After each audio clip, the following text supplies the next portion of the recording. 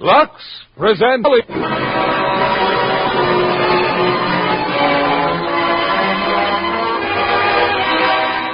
Lever Brothers Company, the makers of Lux Flakes, bring you the Lux Radio Theatre, starring James Mason, Bobby Driscoll, and Nigel Bruce in Treasure Island. Ladies and gentlemen, your producer, Mr. William Keeley.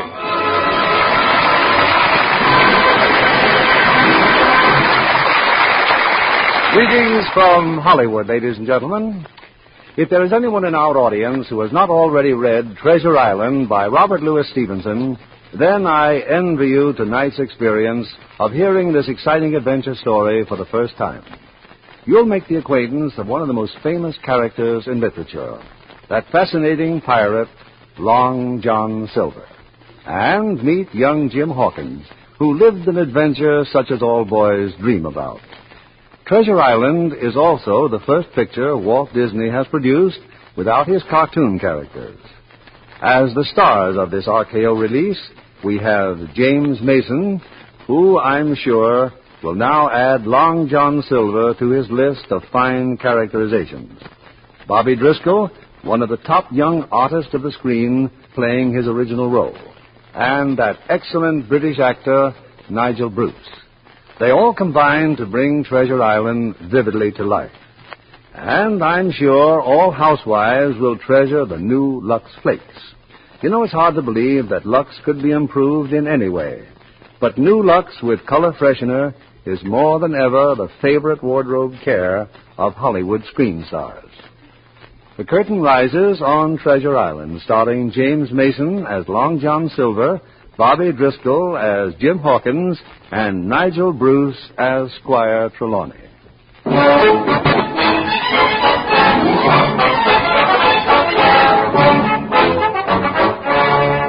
I am leaving for London in the morning. They have convinced me, the Squire and Dr. Livesey, that my education is in sad need of repair, that it is time I thought of becoming a gentleman. I am not reluctant to go. It will be a new world, and I will learn a great deal. But there is much I have already learned, and the thought that I may forget the past, the high adventure of my boyhood, has urged me in the writing of this journal. On the one hand, it was a needless labor, for how shall I ever forget Long John Silver and the voyage of the Hispaniola? On the other hand, time has a way of clouding the past, and it is a comfort to know that the whole story will always be here between the covers of this journal. The year was 1765, and then, as now, the Admiral Benbow Inn belonged to my mother. The wind still blows, the seas still crash, just as they did that late afternoon when the door opened and I saw a stranger on the threshold. Rum, boy. Glass double rum. Yes, sir. Rum, sir. Well, this is a quiet cove for 7. Much company, mate? No, sir. Not much, sir. Who'd be the owner here? My mother. She's gone into town, sir. Oh, you're all alone, eh? What's your name? Jim Hawkins, sir. And tell me, Jim, ever notice a seafaring man in this here grog shop? Name of Bones, mate. Captain William Bones. Bones, sir? No matter, boy, no matter. Just fill up the glass. He drank, threw me a coin, and left the inn. When I was sure he was gone, I dashed up the stairs. And then he asked for you, Captain. By name, sir. Captain William Bones. What sort of man, Jim? A one-legged man? No, that scar on his face. Black dog. When you sees black dog, boy, you can be sure the man with the one leg ain't far off. Rum, Jim. Fetch me rum. But I can't, sir. I promised Dr. Livesey. Come on, boy. I said rum. But you know what he told you. He said it would kill you. Rum for the blood, boy. I got to get me strength again. I dared not leave the inn, yet I couldn't stand there watching the old captain die before my eyes. I'd have to go for Dr. Livesey. I ran to the door, but as I flung it open, a man loomed up before me. Before I could move, his fingers, like iron, closed on my wrist. Now then, boy, take me to Captain Billy Bones or I'll break your arm. The man was blind. In his free hand he carried a knobby stick, lifted now as if ready to strike. I led him across the room, but Captain Bones scarcely raised his eyes. He just sat there as in a trance. This is Captain Bones, sir. It's a friend come a-calling, Bill. It's Pew. Pew with a gift from your old shipmates. Blind Pew. He dropped a piece of paper on the table. Then he grinned and with no further word found his way alone out of the door. On the scrap of paper was a black spot and 2 words. Until dark, it says, Jim. The black spot. Until dark. But I don't know what you mean. They won't get it out of me. What's right for mine is mine. Give me a hand, mate. We'll do that one-legged man yet. Help me, Jim. Back to my rooms. Help me. Shaking and gasping, he opened an old sea chest. Then with a knife, he slit the lining of the cover. From it, he took a map. He staggered back for the stairs, but he never reached them. Captain! I'm done, Jim. Bring help, boy. Yes, sir. Right away. Wait. Take the map. Keep the map. They may be back for not a word about it here. Yes, sir. Good boy. No mention of the map, and I'll go shares with you. Skip now, matey. And fast.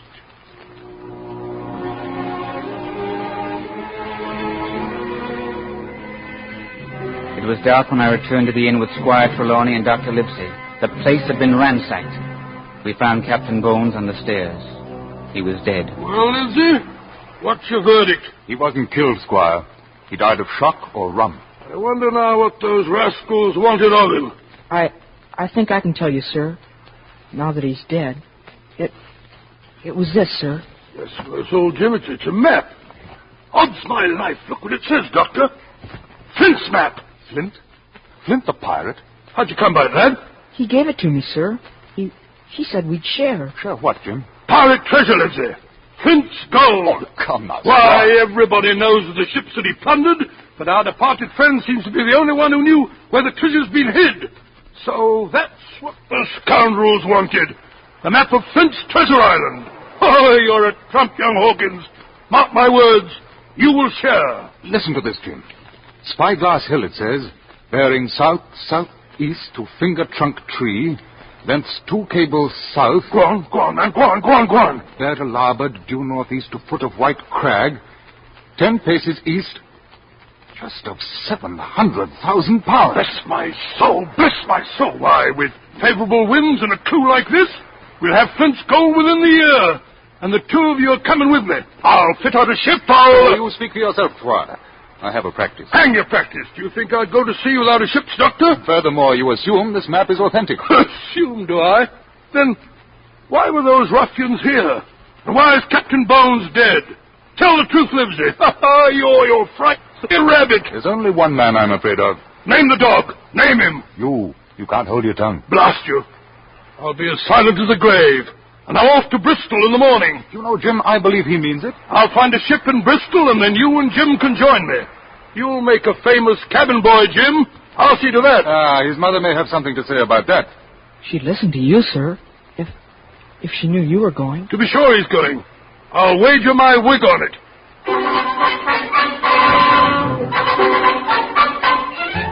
Squire Trelawney kept his wig. I was still in a delirium of joy when I found myself many days later on the wharves of Bristol. At my side was Dr. Livesey, and standing before us with all the brass of the Lord Admiral himself, Squire Trelawney. Well, we're here, Squire. Fools that we are. Look out there in the bay. There she rides, gentlemen. A ship. You've got a ship. 3 masts, square rigged, with the name Hispaniola. Hispaniola. Oh, she'll bring back all the pirate gold that we can put aboard her. No talk of treasure, I beg you, not in a public No. place. Be sure to. Mum's a word. Well, now, when do we go aboard? Well, you better ask Captain Smollett. 5 days he's been selecting a crew. 5 days. Cautious, hmm? Outrageous, huh? When I threatened to step in, he told me to hire a sea cook. So, by Jove, I did. A chef from Paris, I presume. Oh, none of your little jokes, Livesey. Fellow by the name of Long John Silver. I didn't waste good time poring over his credentials either. All I needed was the taste of his ham and his buttered eggs. That's his own tavern there over yonder. The Spyglass Inn. Follow us, Livesey, and judge for yourself. It was then I had my first sight of Long John Silver, a great bulk of a man, brown and leathery from years at sea, but he did not often saw why. His right leg was gone. He walked in a peg with a crutch, and suddenly I heard the voice of Captain Bones again. What sort of man, Jim? Was it a one-legged man? But if my fears were immediate, they were as quickly dispelled in the cheery greeting and the friendly manner of Long John Silver. Top of the morning, gentlemen. Sit ye down, if you kindly will. For you, Squire, kidney pie, piping us. And this be for Dr. Livesey. You know my name. Squire's told me that much about the two of you it comes naturally to. And this'll be young Master Hawkins. Yes, sir. Hawkins. Proper seafaring name it is. You run your house well, my man. It isn't often I see fruit in a tavern. It's a rule of health, which same I learned while sailing under the immortal Stanley. God rest his soul. You hear that? Under Admiral Stanley. Aye, Your Honor. Quiver and Bay. You favoured the Admiral yourself, Squire, if I may say so. Why, you and him could make up your mind like that. Oh, do I now? I've noticed it afore, too. Wouldn't surprise me none to hear you say, heave up the anchor, lads. We sails on the hour. Yes, but you can't sail without a crew, Mr. Silver. Huh?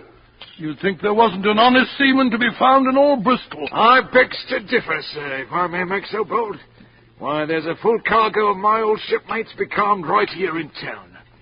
Sound men inside, Your Honour. If some was scarred in the services of England, and them with no pin pensions neither. Could they be had at short notice, say, 20 of them? Aye, sir. But they not be pretty enough for the modern taste, sir. And just what does that mean? It means, sir, that the beauty of their youth is faded in the giving of themselves to their king and country. Appearances be hanged. Bring in a crew come sundown, and I, for one, will be greatly obliged. Well, sir, I will say this, sir. I knows every seaman in the bottom of this. Mr. Silver, Aye, Master Hawkins. did you ever know Captain Billy Bones? Bones? Billy Bones? What ship did he sail on, matey? He was a pirate, I think. Lord love ye, lad. Them as sailed with the Admiral had no speaking acquaintance with pirates. Aye, look at the lad, Squire. And Doctor, sir. The spitting image of myself when I was his age. Head full of pirates. But he'll find that the sea be mostly hard work, and the biggest satisfaction a man gets is doing his duty. And now, begging your pardon, sirs, I suggest you fill up while the victuals is still hot. There was no doubt about it. Long John Silver was the finest cook who ever sailed the seas. When the meal was over, the squire was all for taking us aboard the Hispaniola. But Mr. Silver had a different thought. I've been thinking, Squire, could you spare me the services of Master Hawkins, just for today, I mean? Well, but what on earth do you... I've more on my hands. Putting the inn ship shape for the new owner, sir. And there's the crew you've asked me to run. to be sure. Stay here, Jim, and lend him a hand. But sir... This way, Dr. Livesey. Don't worry, Jim. We'll be back for you before night. Now then, lad, suppose you comes with me into the galley. We can talk free there, each to the other. Why, that's a parrot in there. And an evil-minded bird she be. Billy, you old bumble, Billy! I said Billy! Wearing blue fine in front of a gentleman. Is she yours? Aye, lad. Captain Flint, I calls her, after the famous buccaneer. 'Twas the pirates who taught her how to swear. If you want to know about pirates, Jim, ask Captain Flint. Only I'll wager as how you can't make her talk. Go on, lad. Try. Pirates, Captain Flint. Pirates. You did it! You made her talk, strike boy. Mr. Silver, look. They're out the window. Aye, lad? That man, they're on the quay. Be someone you know? Lapdog. He's a pirate. I know he is. Pirate? Tell me, matey. I'll call all hands and run him down. Hurry, please. Don't let him get away. There be a pirate, the lad says. Do your duty, man. The men left the tap room. Through the window I saw them hail Black Dog. He turned quickly and ran, the others after him. But I could not help thinking that they were letting him escape. He got away, lad. Too quick he was. A pirate, eh? What was he doing here? I don't know. Black Dog, eh? Black Dog, I'll black dog him. That's a pistol. Aye, and all loaded, matey. Here, feel the balance. Gee, it's a fine pistol, Mr. Silver. Mind the trigger guard. Solid silver. Special made for Admiral Stanley, who gave it to me, rest him, for loyal and conspicuous service. You think you could shoot it? Oh, yes, sir. I might have known. Smart as paint, just like I said. Put the pistol in your pocket, boy. And if you clamps your lights on that there black dog, repel boarders. Yes, sir. You see, I know the lad I can trust whilst I'm out doing my duty by the squire. You're leaving? And when I comes back, I'll have a crew, and you have a sidearm. You mean to keep? That's my meaning, matey. Now, be we shipmates? Shipmates. It's a fine, bold shake of the hand you've got, Master Hawkins. Clear sailing, matey.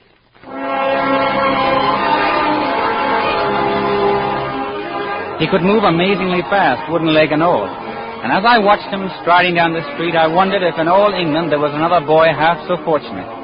Out in the harbor rode the good ship Hispaniola, our voyage, buried treasure, on silver friend. That afternoon, Dr. Livesey took me out to the ship, and then at sundown, Long John Silver came aboard. He had kept his word and brought a crew. And like I said, Squire, they paint pretty, but they knows the sea. Line up, chums, so his honor can look you over. Oh, they were an ugly lot, all right. Captain Smollett wanted no part of them, but the squire insisted, and every man of them was signed aboard. And then the captain asked the squire and Dr. Livesey to step into his cabin. I'll speak plain, gentlemen. I don't like this cruise, and I don't like the men. Possibly, sir, you don't like your employer either. We need trustworthy crew, not one recruited out of the muck by a ship's cook. The ship's cook was acting under my orders. And is the cook responsible for the ship's safety? Well, I must say... Captain Smollett, we are all concerned with the ship's safety now. Now, what do you propose? The whereabouts of any treasure map to be kept strictly secret, even from myself and my mate, Mr. Arrow. The firearms removed from the forward hold and stored aft here. Surely you don't anticipate mutiny? Well, if I did, I wouldn't put out to sea at all. Ah. Well, Trelawney? Anything that'll get us out to sea. Agreed, then. You'll find, gentlemen, that I'll do my duty. I can vouch also for Mr. Arrow, my mate, and the 5 men of the crew I had previously signed. And when can we sail? We should be ready by midnight. Oh, well, come on, Livesey. Hang it all, man. Why did you take the fellow's part? Because I think our captain's a very conscientious man. Well, I find his conduct un-English. Downright un-English.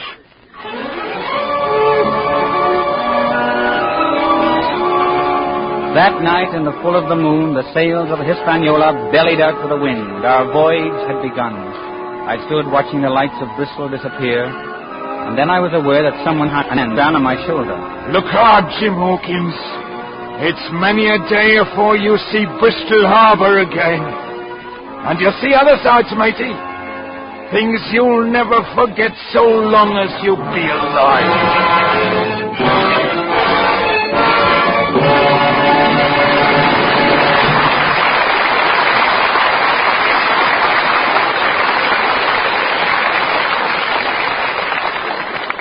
In just a few moments, our stars will return with Act 2 of Treasure Island. Here's our producer, Mr. Keeley.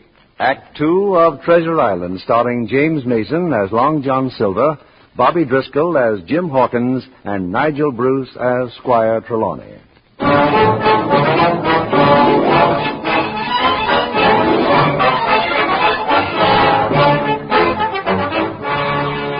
We'd been at sea for almost a month without incident until one afternoon Captain Smollett had reason to call all hands on deck.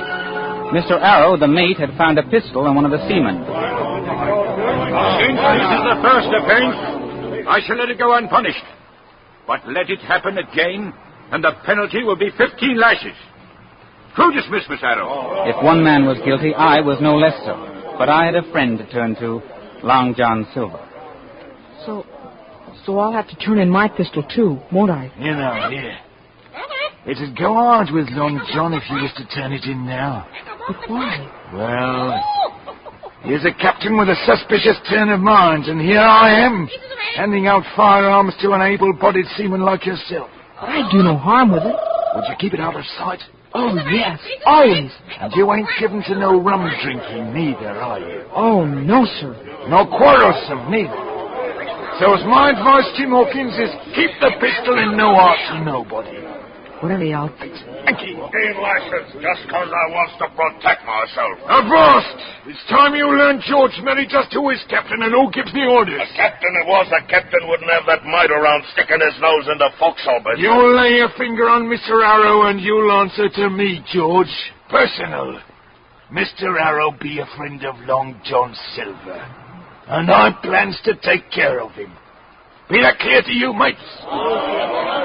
He'll obey you, John.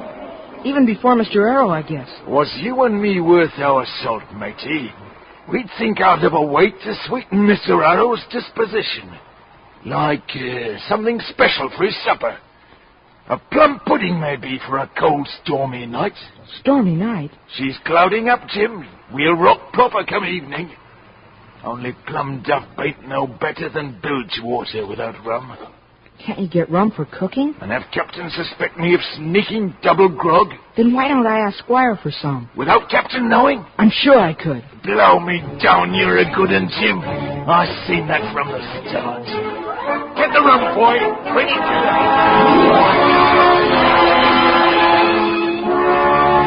We ran into weather that night just as Long John said we would. The crew and the forecastle were slow to change watch. Mr. Arrow came below to rouse them out. Starboard watch on deck.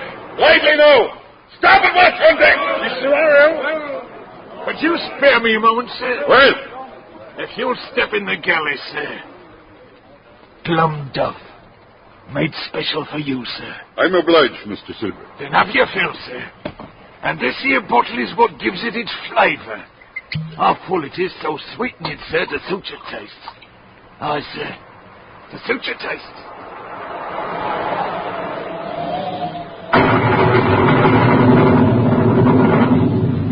The rum was empty when Mr. Arrow went up on deck.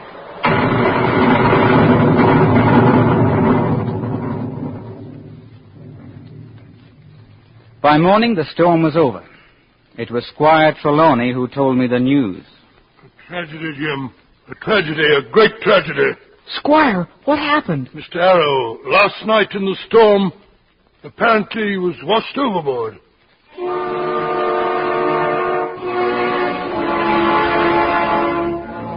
The Hispaniola sailed on, and even I began to wonder if this long voyage would ever end. It was a sailor named Gray, one of the 6 recruited by Captain Smollett, who gave me hope. Don't fret, boy. We'll sight land soon. The signs have come.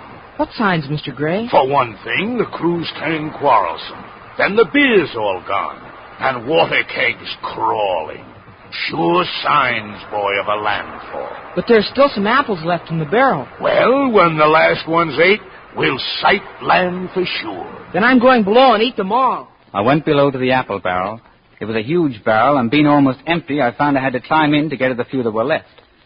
A moment later, I heard voices, the crew, and among them, Long John Silver. Hey, make them off the plank.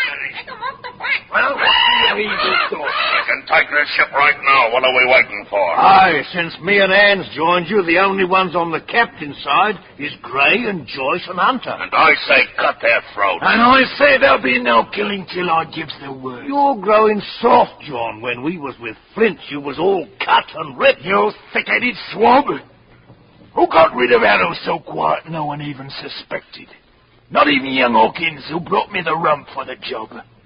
And who'll get you the firearms the same way when the time comes? All we want to know is what we're waiting for. We're waiting while the capitalists saves this here bumboat to our destination. We can steer a course, but who's to set one? Such being the case, you wait till I give the signal. Eating forecastle grub while them in cabins has meat and wine and rum. When the thirst be upon you, George Merry, bite into an apple real savage. I've a mind to chew one now, myself. There be the bear, old John, but you got to reach for him now. You just drop a knife on one, Mr. Hans, and plucks it out. I heard his knife slip out of the sheath. I saw the blade poised over me, but it never descended. On deck, Mr. Gray had sighted land.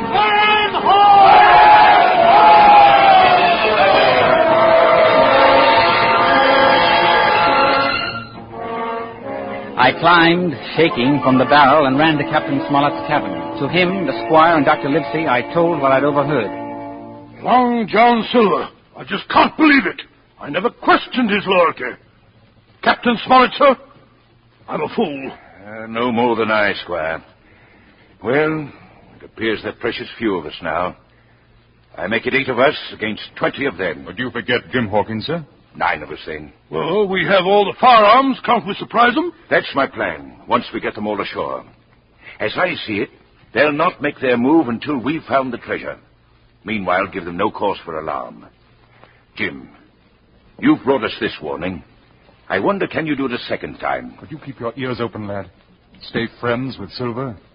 Stay friends with him, sir? Oh, can you, boy? Yes, sir. I'll stay friends with him. Good lad. Well, I'd best call all hands and see about an anchorage.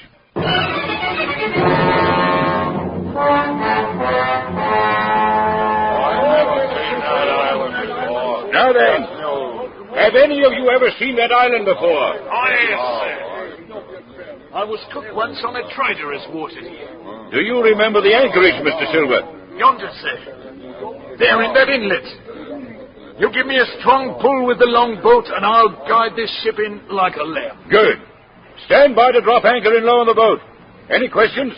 If you please, sir, could I go along with Mr. Silver? Well, Mr. Silver? I'd be that happy to take him, sir. Young Hawkins could try his hand on the tiller. Permission granted. You did well, Jim. Well, what did he mean about guiding the ship? The longboat will tow us into anchorage. Silver will need most of the crew to man the oars. Those that remain aboard ship will be our prisoners. Yes, but what if they rush us first? That, Squire's the chance we'll have to take. Find Silver, Jim. Stay close to him, boy. And good luck. Yes, sir. An hour later, the longboat was in the water, pulling the Hispaniola closer and closer to the shore. Whenever I could, I looked behind, trying to catch a glimpse of what was going on board. The man at the tiller, Master Hawkins, keeps his eye on the shore. Yes, sir. Send that ahead, John. Lift your oars. Drop your anchor, Captain, sir. This is your spot. I heard the splash of the anchor behind us, followed almost at once by shouts of warning from Captain Smollett. On your guard, mate. It's all night. What's he yelling about? That fool George Merry didn't wait for my signal. We're in for it now, boys. Pull for the shore. Turn about and come along. Turn it around, shoot. With young Master Hawkins at my side, fire that musket and I'll catch his throat. Merry, you blundering squint, can you hear me? I hear you. Them shots was just the war. Then lie low till the treaty be made. And this time follow orders. You dare to hold that boy, and I'll Begging your pardon, sir, I ain't finished with what I got to say. I'll give you 1 hour to send a boat ashore with Flint's map and give yourself up to Mr. Merry. So be it if you want to see young Hawkins alive. Do what he says, Jim. We'll save you. Don't take it so hard, matey. Why, it's lucky you come along with old John here, or he'd have had nothing to bargain with. Let go of me. Why, I even puts my knife away. There now, see? Come back here, you! After him, you swabs!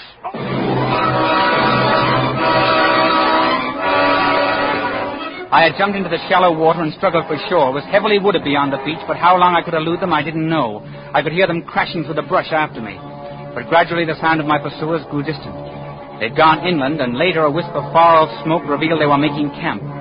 As I turned for the shore, something sprang at me from the bushes. It was a figure out of a nightmare. I drew the pistol Silver had given me and... No!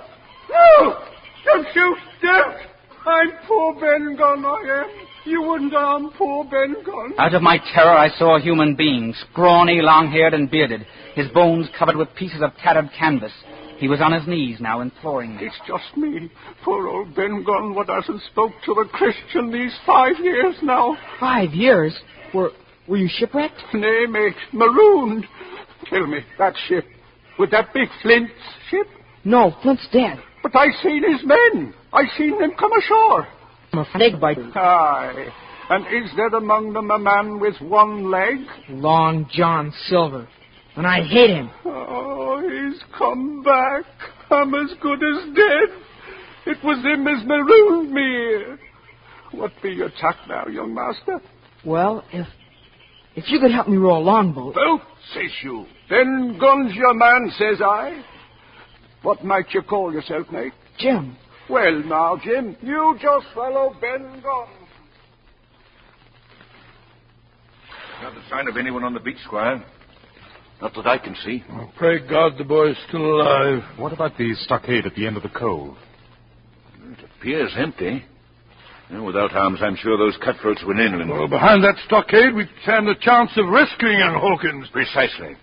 We'll leave 2 men aboard. There's no way our prisoners can reach the deck. 2 men will suffice.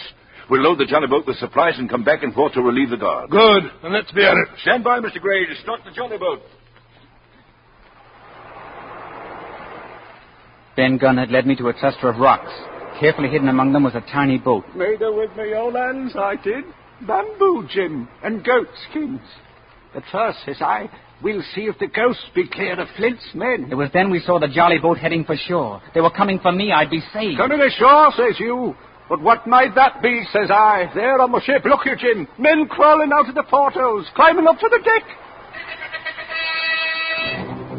It was all too true. The prisoners trapped in the forecastle were escaping through portholes. There were a few shots and silence. Then from the mainmast I saw the skull and bones catching the breeze. Silver's men had taken over our ship. By now, our friends in the jolly boat had reached shore and rushed for the safety of the stockade. Meanwhile, Silver had led the men on shore back to the beach, back to the longboat, out of range of the stockade. Unmolested, they were making their way to the ship. Now, everything but the map. Map? Says you, what map? Never mind. Come along, Ben. No. My friends won't harm you. I promise. If your captain wants to see Ben Gunn, tell him to come tonight, alone, to the top of Spyglass Hill, and tell him this. Them as hides can find, and them as finds can hide. In the stockade, I was welcomed as one returned from the dead. I told them at once of my meeting with Ben Gunn. And what's your opinion, lad? Do you think this creature's sane? I think he is, Squire. Why would he want you to come after dark, Captain Smollett? Safety, of course. Right now, we may expect visitors ourselves. They're coming from the ship, Captain. Aye. The longboat's full of them. Can you load a gun, Jim? Yes, sir. I think so. Let them come, by Jove. They'll find us ready for them. There's Silver, sir, with a flag of truce. Truce, eh? Take your positions, men. I'll see what he wants. Open the gate, Mr. Gray. Aye, sir. Now close it. And shoot with the first false move. Flag of truce, Captain, sir. Flag of truce. And what does that mean, Mr. Silver? Captain Silver to come aboard, sir, and make terms. Captain Silver? Who's he? It's me, sir. Those poor lads yonder have chose me captain, sir, after your desertion of the ship. Stay under cover, lads, and wait for me. Open the gate, Mr. Gray. You'll have patience, Captain, sir. Seeing as how I makes me way on but one pin and a crutch. Aye. A sweet, pretty place you have here, to be sure. And there's Jim. I'll be my little matey, eh? I've nothing to say to you. And Squire and Doctor. Well, so long as of it is. I has the ship, I has the men, I has the armaments. Only what I ain't got be Flint's map. So here be my terms. You give us that there map and you can keep your lives. We'll divide the stores and I gives you my affidavit to stop the first ship I sees and send it here to pick you up. Your word, Silver? Handsomer you couldn't ask for. Then here are my terms. Have you come here one by one, unarmed, I'll clap you all in irons and take you home to stand fair trial. Well spoken, Captain Smollett. Now listen to me, John Silver. You can't find the treasure, you can't sail the ship, and your cardinal scum can't fight. So get out of here. Double quick. So be it, Captain. And Squire, so be it. But before an hour's out, you'll be begging help from me. And them what die will be the lucky ones.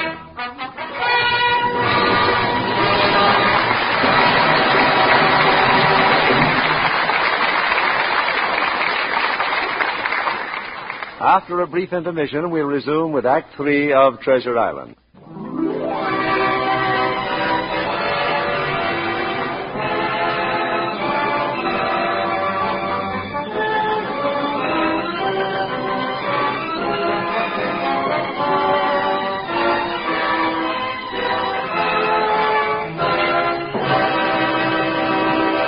Curtain rises on Act 3 of Treasure Island, starring James Mason as Long John Silver, Bobby Driscoll as Jim Hawkins, and Nigel Bruce as Squire Trelawney.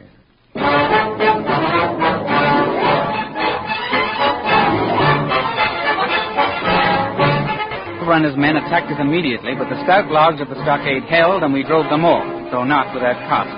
Joyce, one of the loyal sailors, lay dead, and Captain Smollett wounded. Never before were we so grateful for Dr. Livesey. The captain's asleep. He'll be all right in a few days.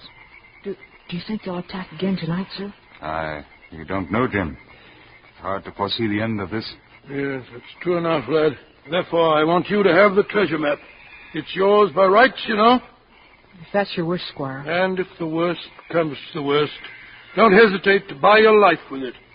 But they won't drive us out of here in a hurry. Well, they may not even try to, Squire. Well, what's that? Why not? Well, with a high tide, they can bring the ship in closer to shore. And once within cannon range, why, they could level us. By Joe, so they could. If John Silver thinks of it, blast him. And they've got all the boats.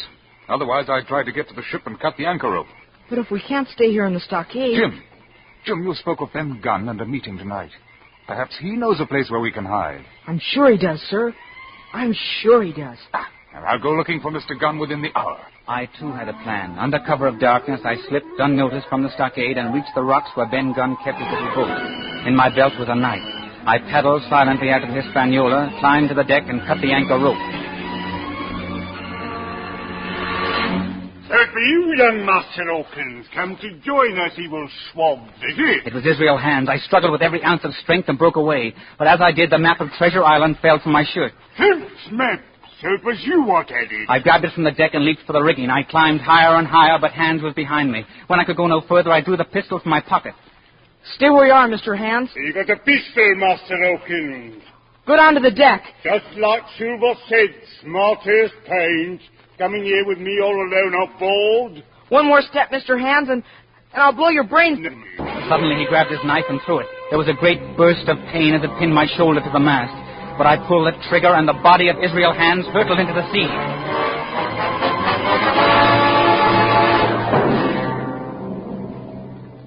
I clung to the ropes and pulled out the knife, but for moments after I was unable to move.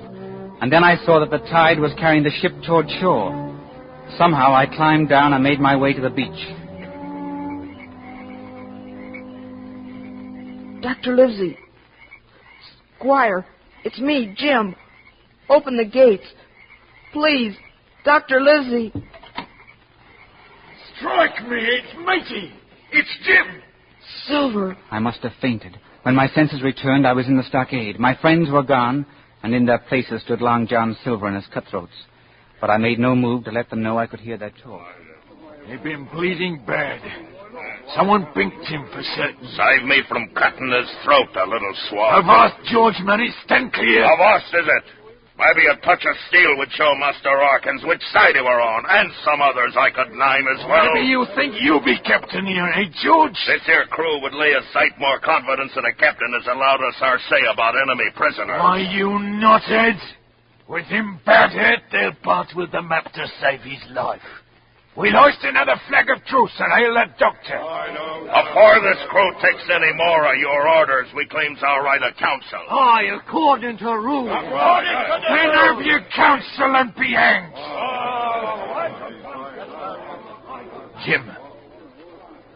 Jim, can you hear me? Where's Dr. Livesey and the squire? They give us the slip, lad, during the night. Now lay still. You'll be cared for proper. Old John will fetch the doctor here. And then, lacking a leg, at the top of the slip, hung a flag of truce and shouted for Dr. Livesey. Don't fret, boy. They'll see that flag.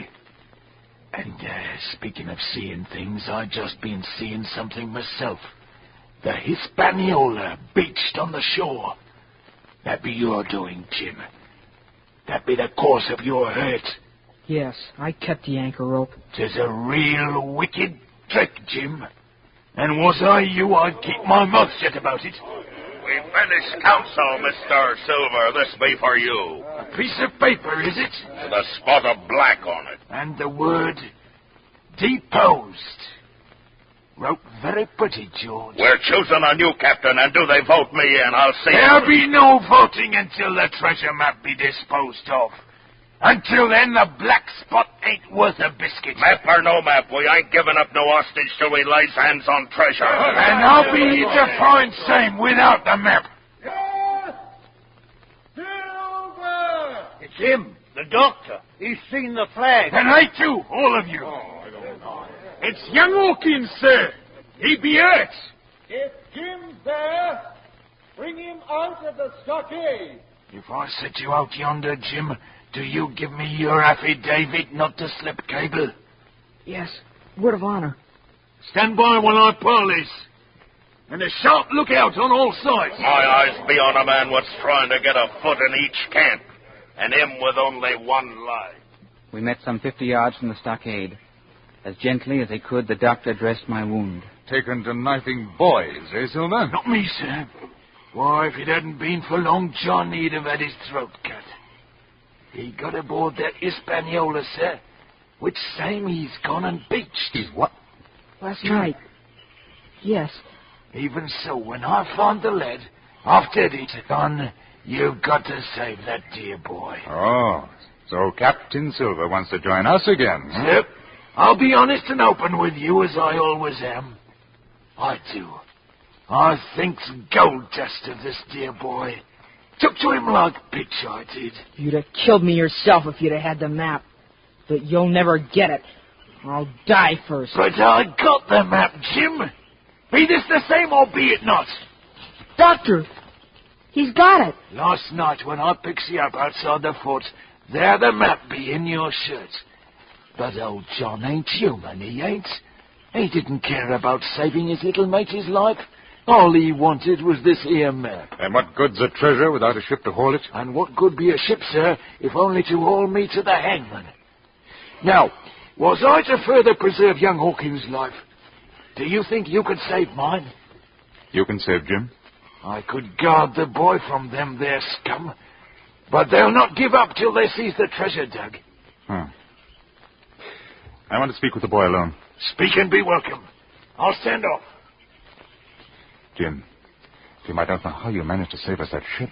But I lost the map. Your safety is far more important. Now listen, I'll make a quick break to draw their fire. And then before they have time to reload, start running for the woods. The woods, sir? Yes, we're with Ben Gunn. He knows a dozen hiding places. No, I can't. I give Long John my word. They would have killed me. They would have killed me long before it hadn't been for him. But Jim, Yes, perhaps you're right. All right, Silver? Aye, sir.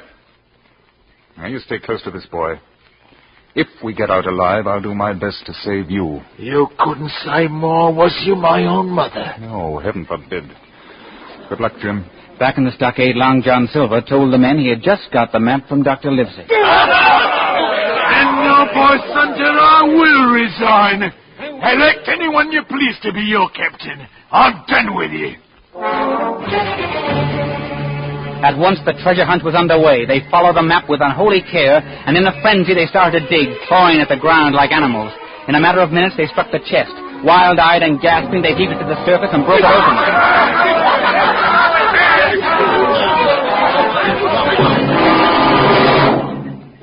Empty. It's gone. Treasure's gone. Stand by for trouble, Jim. Look, one dirty guinea and that's all. There's your 700,000 pounds, Mr. Silver. Hardly worth dividing, is it, Joe? So you did make a bargain with the doctor. They've been here first. Look at his face, mate. You can see it in his face. Kill him. He sold us out. I'm one against the lot of you. But I got 2 pistols, and the first one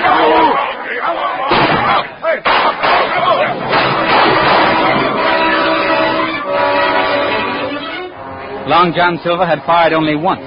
The other shots came from Dr. Livesey, the squire, Mr. Gray, and Ben Gunn. Unprepared for this sudden attack, the pirates were now our prisoners.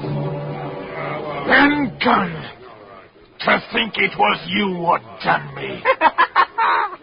How do, Mr. Silver? Pretty well, I thank you. What happened to Flint's gold, says you? Ben Gunn's cave, says I. Cave? What cave? That's true enough, Jim. That's where we've been these many hours. It's all there, lad. A treasure beyond dreams. Save one dirty guinea.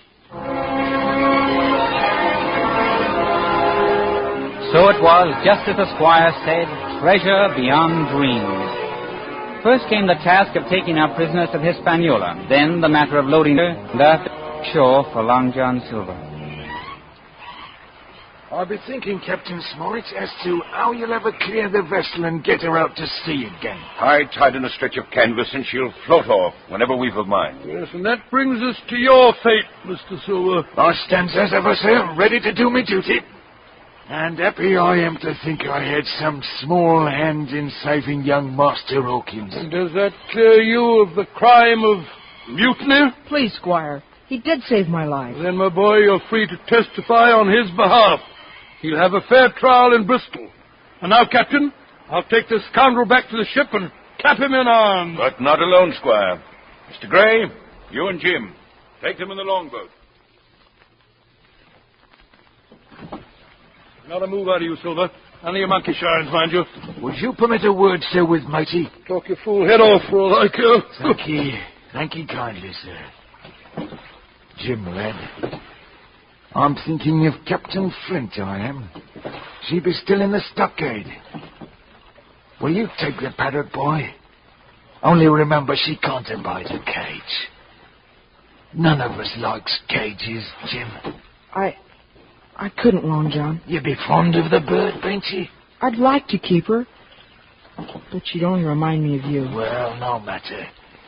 Though I would dearly love to leave a trinket to a lad I respect. Keep your hands in plain sight, Mr. Silver. Me answer? They'd just be batting the boy, sir. Oh, even so, Look out! He's got my pistol! Put that down! Put that gun down! Put it down! Batting him I was, sir, and what should I come up with but this? Now, drop your oars! Into the water, Mr. Gray! Jump and swim for it, you too, Squire! Confound you! I'll have your hand on the ship! If I may make so bold, sir, I'm borrowing this longboat. So, You monster! How can I swim to shore? Just spread your blubber, Squire. Might be as you can float.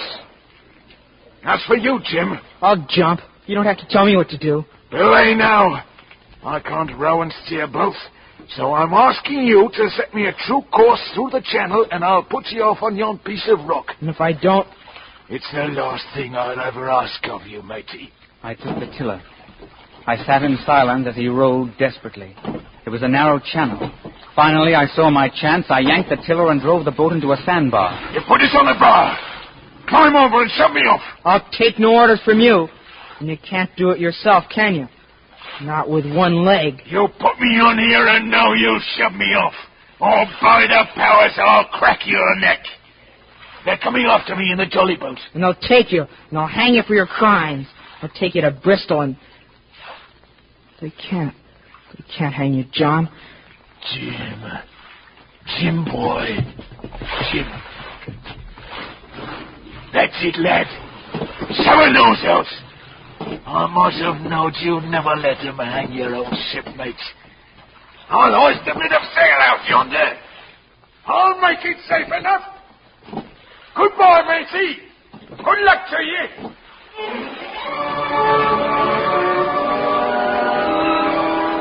He was well out in open water when the squire and Dr. Livesey reached the sandbar. He got away, Squire. Oh, well, the sharks may do for him yet. Blast him anyway. I'm as wet as a herring. Blast him indeed, Squire. And yet I can almost find it in my heart to hope that he makes it. He will, sir. I know he will.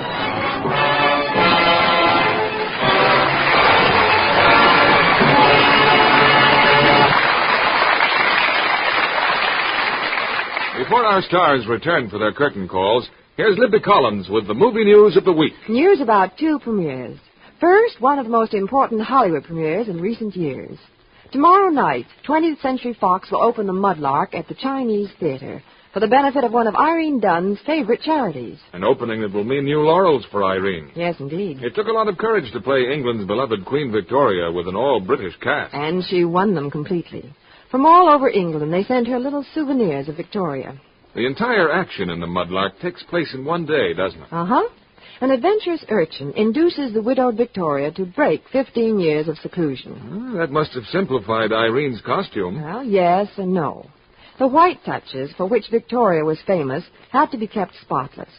Now, you know, keeping whites really white used to be almost as difficult as keeping colors bright. But not anymore. This month, Hollywood and smart women everywhere are flocking to another premiere. New Lux with color freshener. That marvelous New Lux that keeps white's purest white. Gay prints and colors brighter than you ever dreamed possible.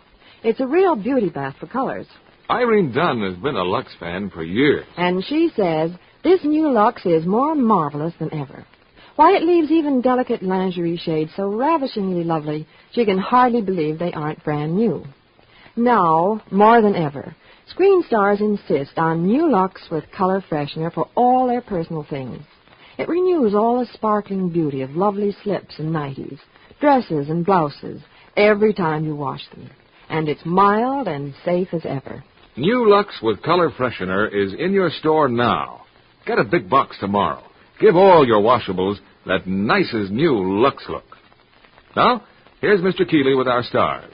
Many thanks to one of our stories. And here they are, James Mason, Bobby Driscoll, and Nigel Bruce.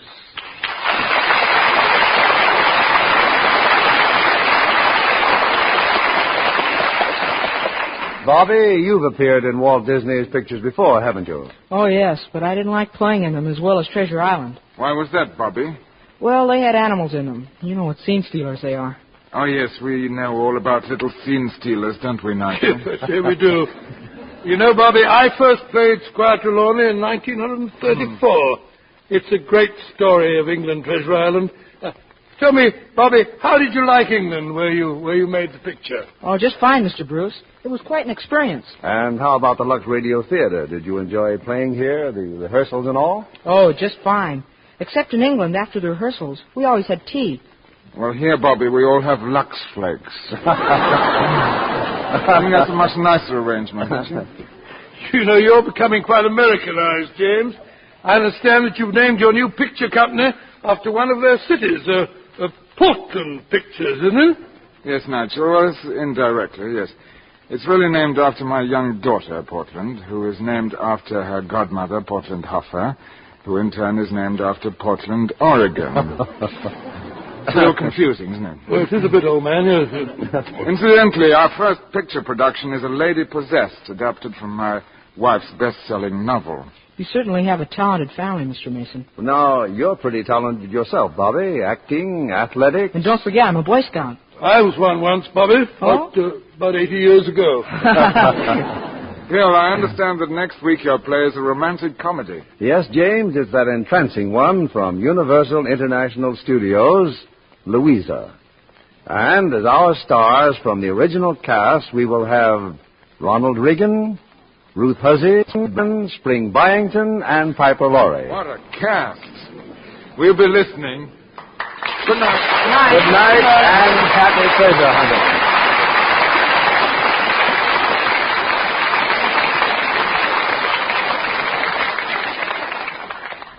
Here's the bargain of the year.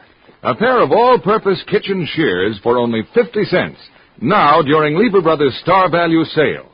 These sturdy shears are actually worth $1.25, but they're yours for only 50 cents and 2 wrappers from Lux Toilet Soap. You'll find dozens of uses for these heavy-duty shears. They're wonderful for cutting cardboard, twine, fabrics, and flower stems, for cleaning and boning fish, cutting up chickens, even opening bottles and cracking nuts. They'll last for years, and you can have them for only 50 cents, plus 2 wrappers from Lux Toilet Soap. Send coin and wrappers with your name and address to Shears, Box 16, New York 46, New York. Order several pairs. They make grand shower gifts, marvelous bridge prizes. I'll repeat that address. Shears, Box 16, New York 46, New York. For every pair ordered, send 50 cents with 2 wrappers from Lux Toilet Soap. This offer expires March 31st. Send for your all-purpose kitchen shears today.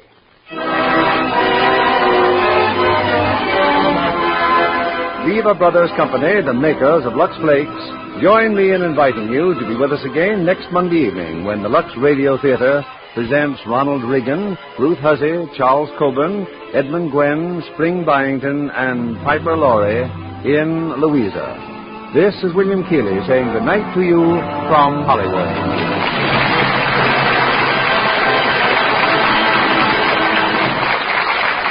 Ladies and gentlemen, may we remind you that United States savings bonds are still your best investment. They're both safe and easily payroll plan. You'll be helping both yourself and your country when you buy United States savings bonds. Treasure Island was presented and Bobby Driscoll appeared by special arrangement with Walt Disney.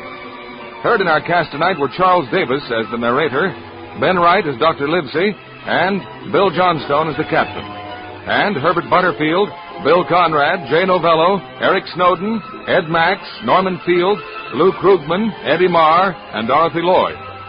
Our play was adapted by S.H. Barnett, and our music was directed by Rudy Schrager. This is your announcer, John Milton Kennedy, reminding you to join us again next Monday night to hear Louisa, starring Ronald Reagan, Ruth Hussey, Charles Coburn, Edmund Gwenn, Spring Byington, and Piper Laurie. Stay tuned for My Friend Irma, which follows over these same stations.